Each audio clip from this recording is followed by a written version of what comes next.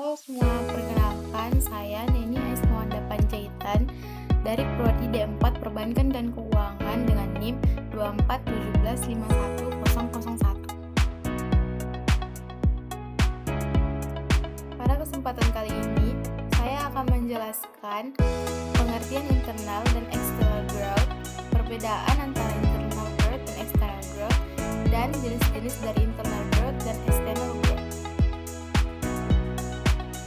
Nah, pertama saya akan menjelaskan pengertian internal dan external growth. Internal growth adalah peningkatan kapasitas dan kemampuan suatu perusahaan melalui pengembangan sumber daya yang ada di dalam perusahaan itu sendiri. Hal ini sering dilakukan dengan cara meningkatkan efisiensi operasional, inovasi produk, dan perluasan pasar. Contoh internal growth. Sebuah perusahaan teknologi mengembangkan produk baru dengan menggunakan riset dan pengembangan internal. Misalnya, sebuah perusahaan smartphone yang meluncurkan model baru dengan fitur berdasarkan inovasi internal. External growth atau pertumbuhan eksternal terjadi ketika perusahaan tumbuh melalui akuisisi, merger, atau kolaborasi dengan perusahaan lain. Pertumbuhan ini memperluas pangsa pasar dan meningkatkan kemampuan kompetitif dengan menggabungkan sumber daya dari berbagai perusahaan.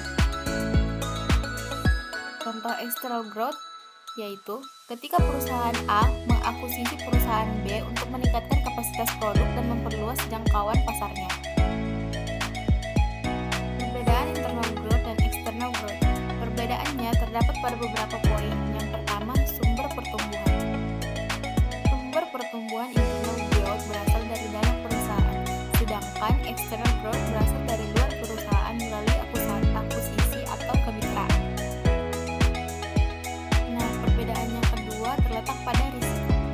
Risiko internal growth biasanya lebih rendah karena perusahaan sudah familiar dengan sumber daya dan prosesnya, sedangkan external growth lebih berisiko karena melibatkan integrasi budaya, sistem, dan sumber daya dari perusahaan yang berbeda.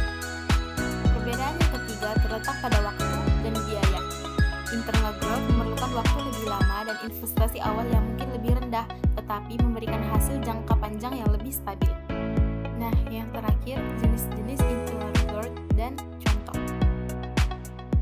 Pertama, inovasi produk. Perusahaan mengembangkan produk baru atau memperbarui produk yang sudah ada. Contohnya, perusahaan otomotif yang meluncurkan model mobil dengan teknologi ramah lingkungan. Yang kedua, peningkatan kapasitas produk.